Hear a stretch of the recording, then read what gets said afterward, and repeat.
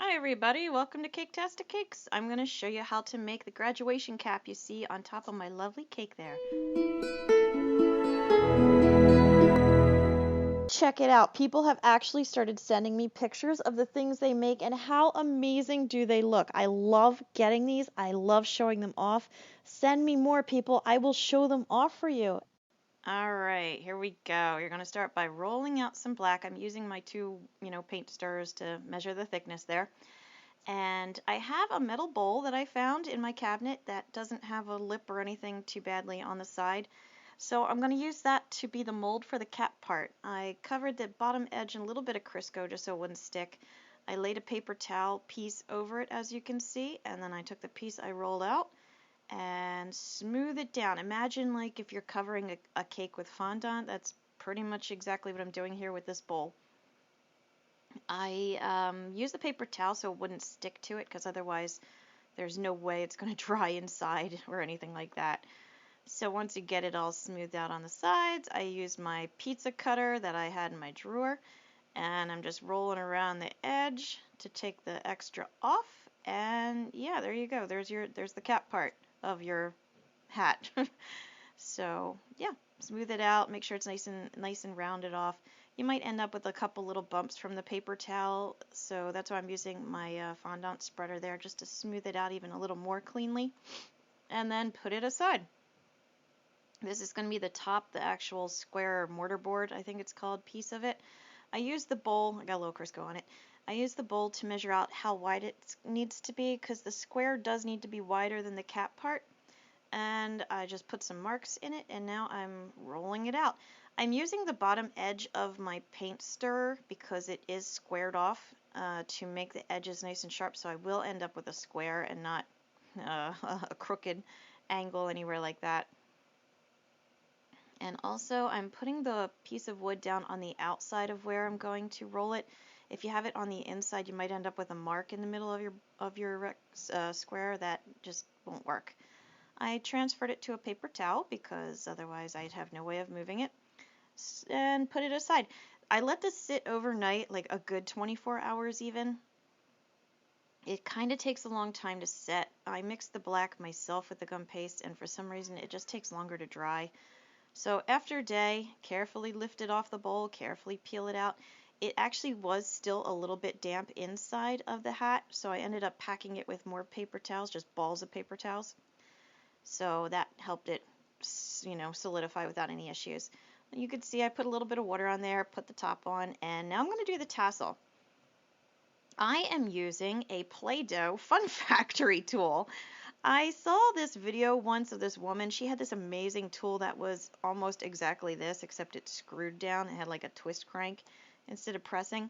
And rather than trying to find it and order it, I was like, I've got a Fun Factory tool in my basement. So I went and I washed it out, and I stuffed it with some gum paste, made it nice and clean, and it freaking worked great. Like, it was amazing. I was so happy with it that I was able to do this, because if you don't have something like this or that specialty tool this woman had, you're going to have to figure out another way to do it. Most likely you're just going to take a piece and go chop, chop, chop, chop, chop with a knife, or maybe you'll roll out thick sections and then put impressions.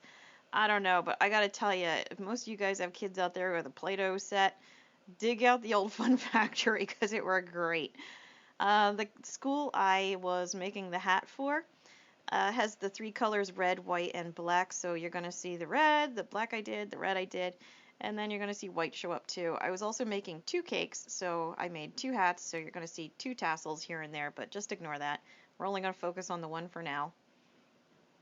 So whatever colors you got going on, there you go. Like, it worked really well. I was so happy with it. And again, if you don't have something like that, you can make it work. Just roll it out, roll out some thin pieces, use your knife to make lots of impressions to give the idea of it. It'll be fine. I'm pinching off the end there, just kind of squeezing them all together and pinching it, flattening it off. I want to make sure that when it hardens, it's sitting in the center, because it comes out of the center there. I'm using my paintbrush handle to make an indentation, because they are kind of tightened off in a section. I took an extra string of red and black and white, just twisted them together to make that little piece there. This black ball that I'm kind of smushing out is going to become, I don't know, the plug, whatever you want to call it there, that holds the tassel to the hat. See? We'll call it a plug. I made a plug, okay? That's what that is there. This is, yeah, gold, yellow, whatever, gum paste. It's just a really thin little piece. I rolled it out thin. I cut a thin little stripe. I'm making a number 1 out of it. And yeah, there you go. I kind of made a number 1. I'll clean it up a little bit. I just didn't show you all the little features of me cleaning it up. See, it's much better now.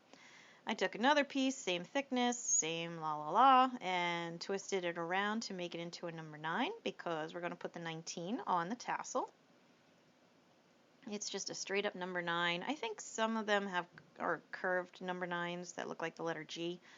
Whatever, you know, as long as it's number 19, you got it. Like I said, I made 2, so that's why there's 2. Sprayed them with my edible gold. Let them dry and harden, so, you know, like 10 minutes. It didn't take long.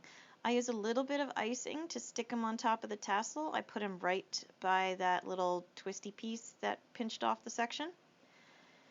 And as you can see, I made the cake too, and I made the roses, and I made the DV because that was the school. I put a little detail on top for the person to personalize it, and there you go. So please like and subscribe, check out my other videos, and thank you for watching Caketastic Cakes.